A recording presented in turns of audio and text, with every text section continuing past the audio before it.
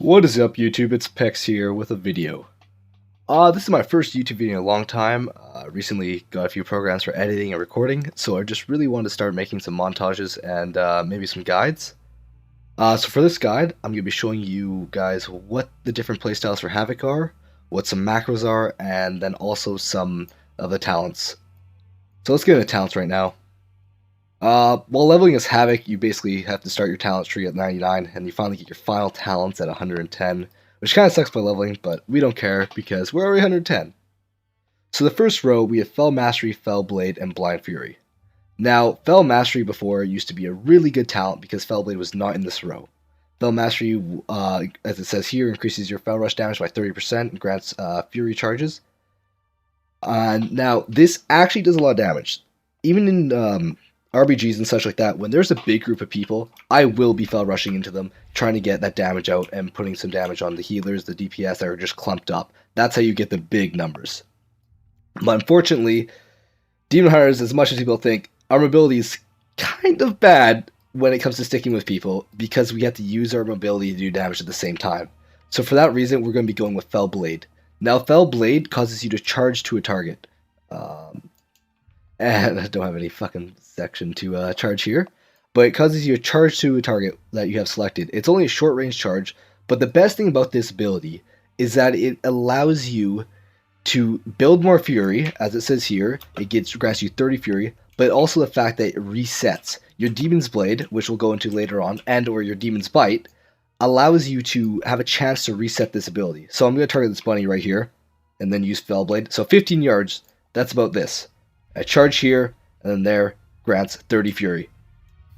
Now, for the next row, we have Prepared, Demon Blades, and Demonic Appetite.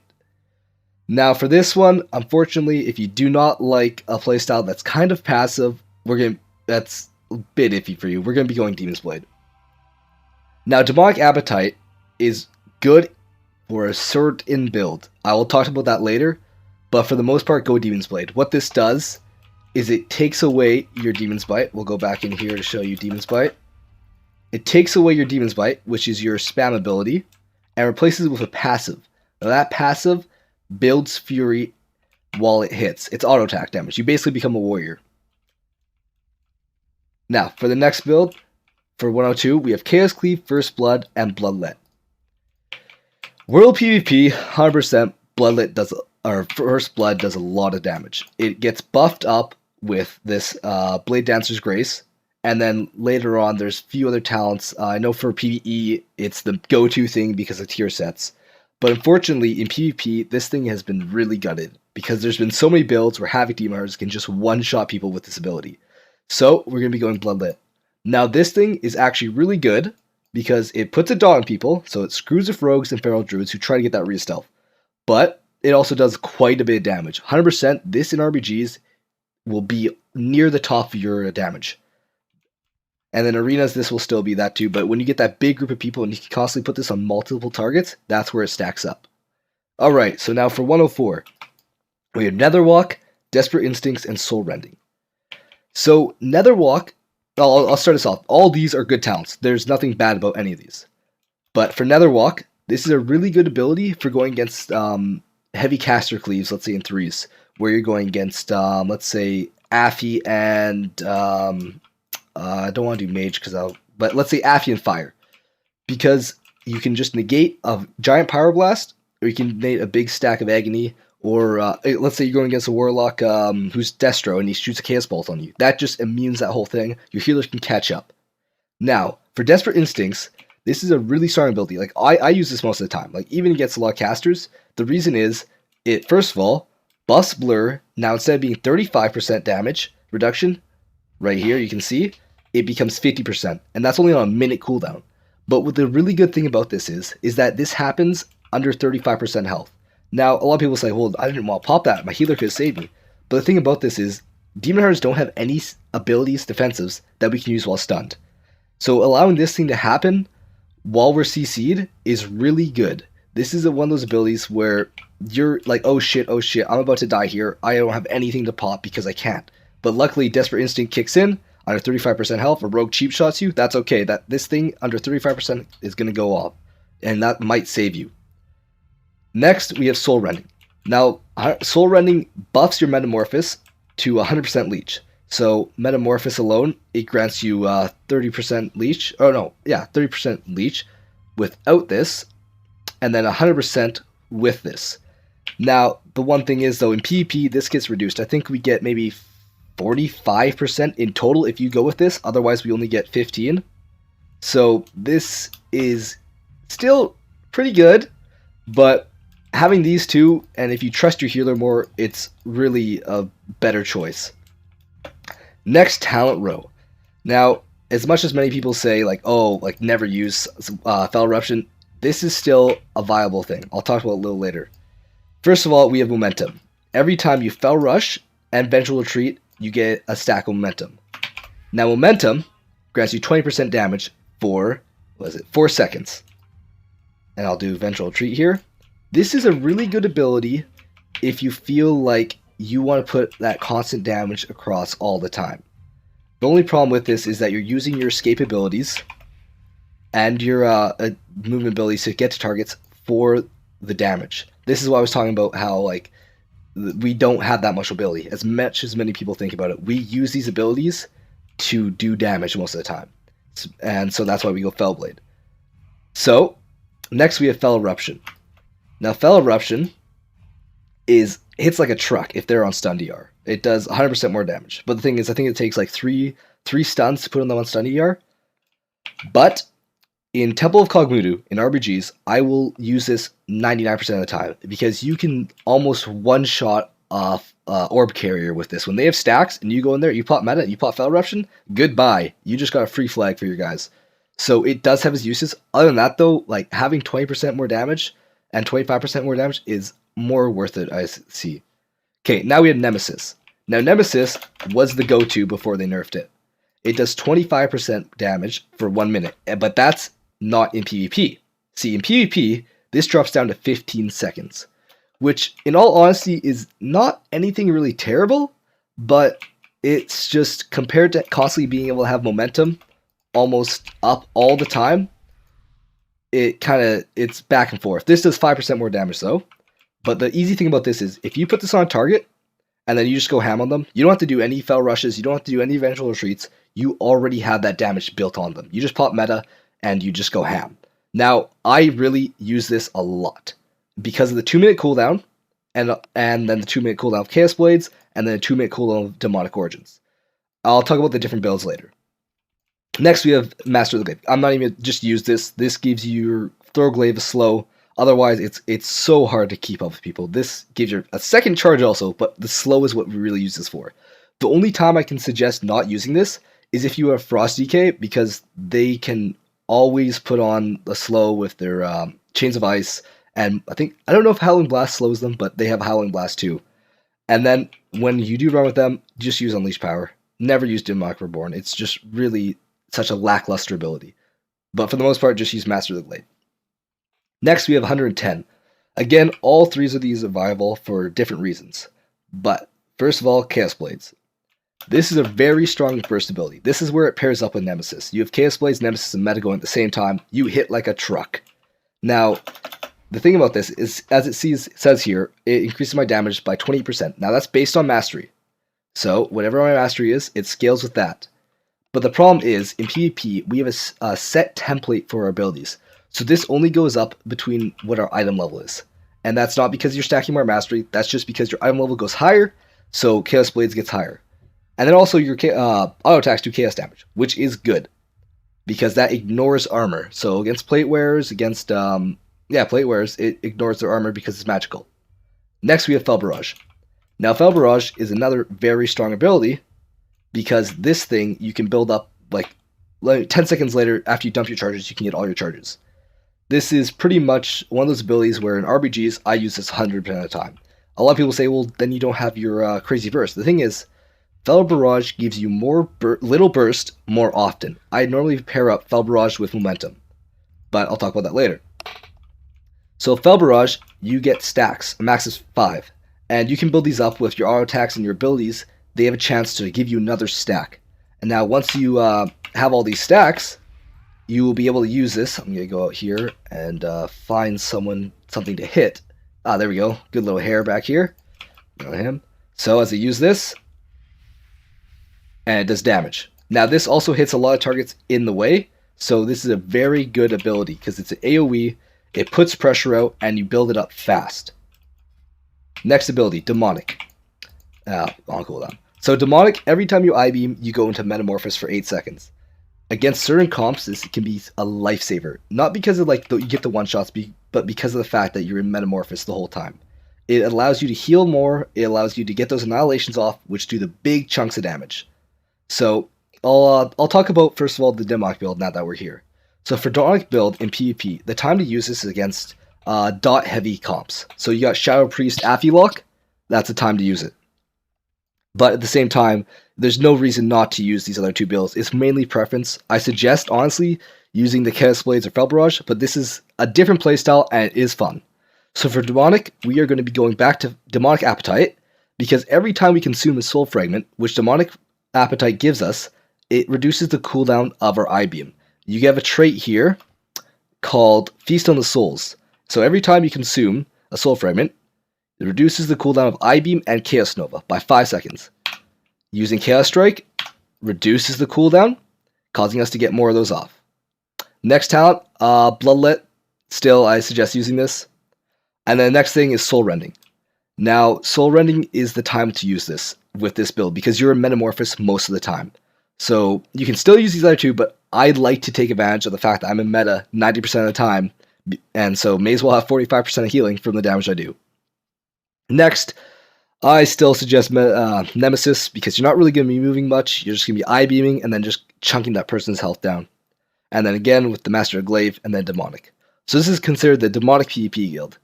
And like I said, use this for dot comps, comps that will slowly rot you, because you can somewhat sustain their, not bleeds, but their dots.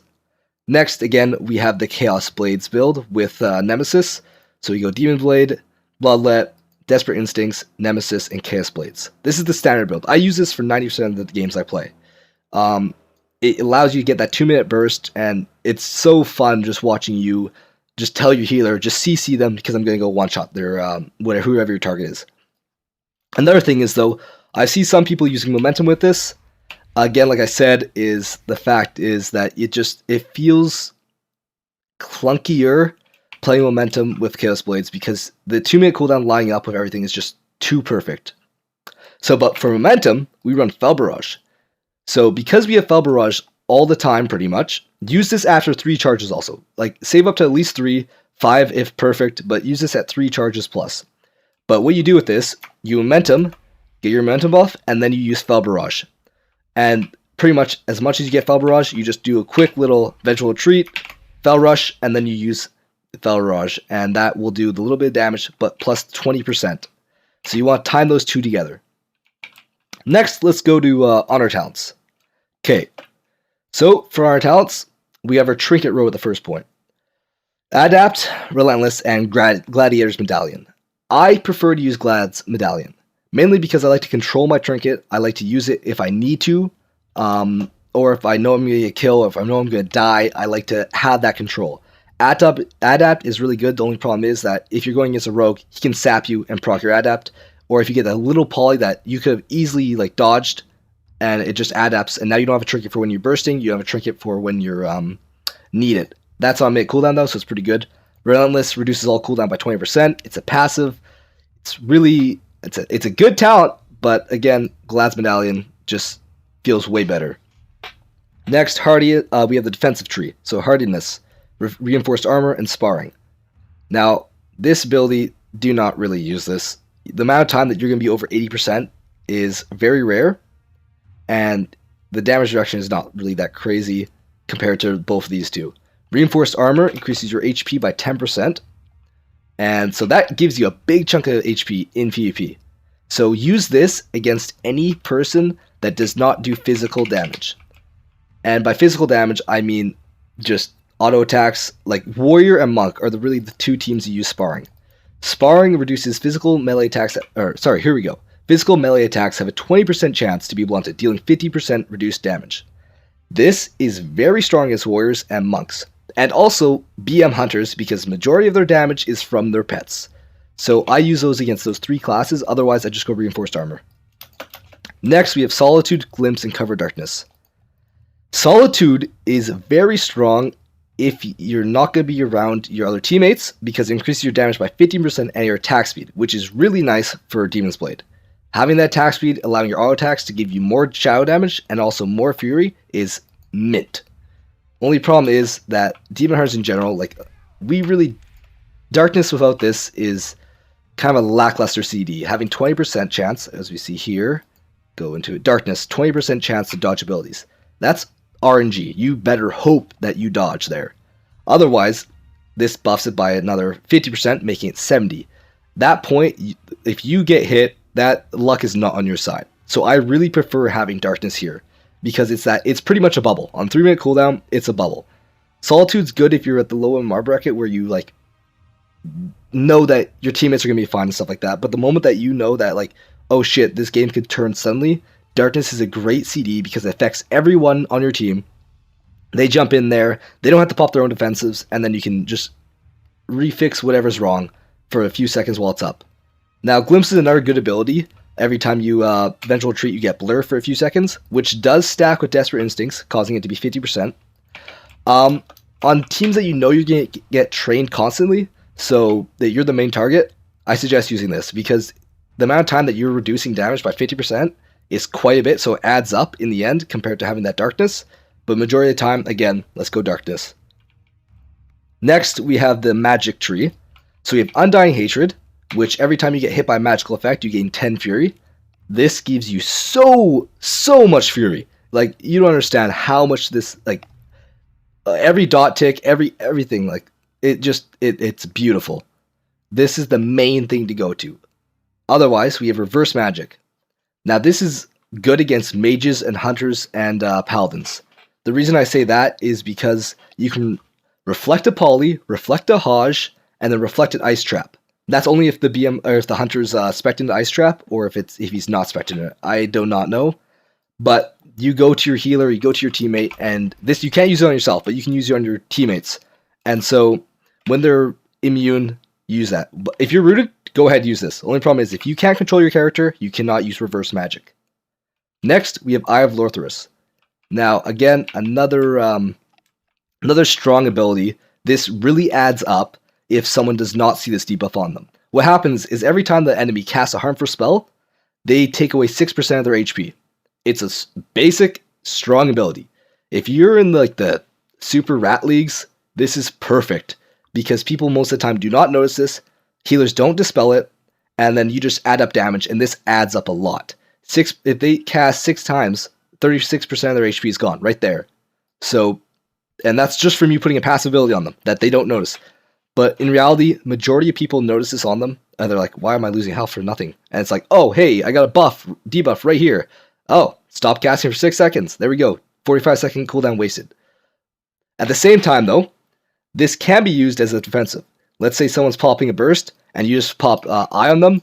They have to either stop casting, wait for a healer to dispel them, or they just Mongo through it and take the damage that they're going to take. But again, most of the time, Undying Hatred, Reverse Magic. Next, we have Demonic Origins, Mana Rift, and Awaken. First of all, never use this. This is... the hype was real. When this was first released, everyone's like, oh, this is crazy! Only problem is that it stays still for 6 seconds. Or for 2 seconds. And someone can just walk out of the range, and then you just wasted that cooldown. If it worked like a little dot on their target, yeah, that'd be really good. But the only problem is that this is like you place it on the ground. And if they are smart and just walk out 2 steps out of it, they're safe. If they stay in it, it does 8%, which is quite a bit, but at the same time, it's like, that just, for the effort that it takes, the amount of times you're going to get this off, it's not worth it. So we take Demonic Origins. That not only buffs our meta to making it only a 2-minute cooldown, but it also makes it 15-second duration, but out of meta, we do 10% more damage. Which is nice, because 2-minute meta, again, goes with Chaos Blades and Nemesis. These 2-3 cooldown, that's your one-shot macro right there. That's your Swifty one-shot right there. You are going to go delete a tune. You're going to make someone rage quit. Other than that, we have Awaken the Demon Within. This is, it's not amazing. It's not useless though. Like, it does have its uses if you feel like you are going to be constantly trained. But the thing about this is that what happens is under 50% HP, you pop in a meta for a few seconds. Like, it's not bad, but having Demonic Origins, the 10% and the 2-minute meta just is so much smoother. Next tree, Detainment, Rain from Above, and Mana Break. Oh, this tree has been a heartbreak tree. This expansion and this tree have been... I think every patch, something in this tree has been changed.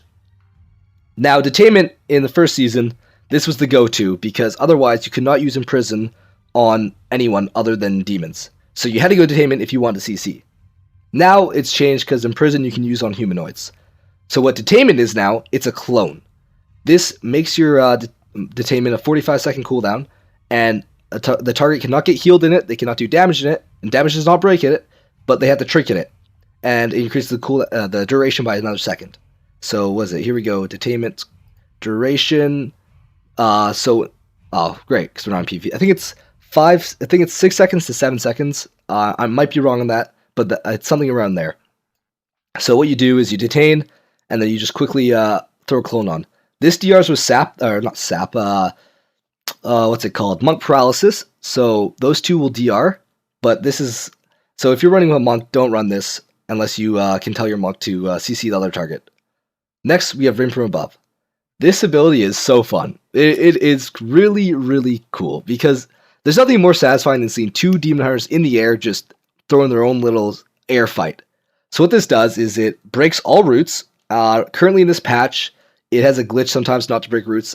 Blizzard addressed this, saying that it should suppress all root effects. So if you're root, Mage, Nova, roots, I don't know what the other... I think Monk, if you slow them twice, they get rooted. This will break that, and you will go into the air. And while you're in the air, casters can still hit you. Melee can't hit you, so it's a great defensive, but also you get an ability called Fell Lance. Now, Fell Lance does at least 250k to 300k a hit. And you can normally get, like, I think it's like 6 of them off, and that's still a pretty strong burst. You go up in the air, you know you're going to get CC'd on the ground, so you just go up in the air, and then you cast this to finish off someone. That, well done. You saved yourself from getting hit by melee attacks, and you killed someone. Only problem is you can still get hit by spells. If a DK times it right, they can grip you back down. I've seen sometimes where a Druid's Typhoon sucks me back down. I've been cloned like the instant I went up, and that screwed up the ability. So there's a few like little tricks that people can do to kind of negate this whole ability. You can people could just LOS this, and then it's useless. But for defensive purposes, this is very strong against double melee. Next, we have Mana Break. This used to be the golden child. This was the reason you look at Demon Hunter. Someone, one-shot them with Mana Break. So what this does is every time the caster with mana, so this only works on people whose main resource is mana. So Ellie Shamans, Shadow Priests who have mana as a secondary resource, or Rat Pallies, this will not work on them. This is only for targets with main target mana. So Warlocks, Resto Druids, Disc Priests, Holy Priests, all the mage classes. And while they cast, they lose mana. So the more mana they lose, the more damage this does. Up to 25% of their HP.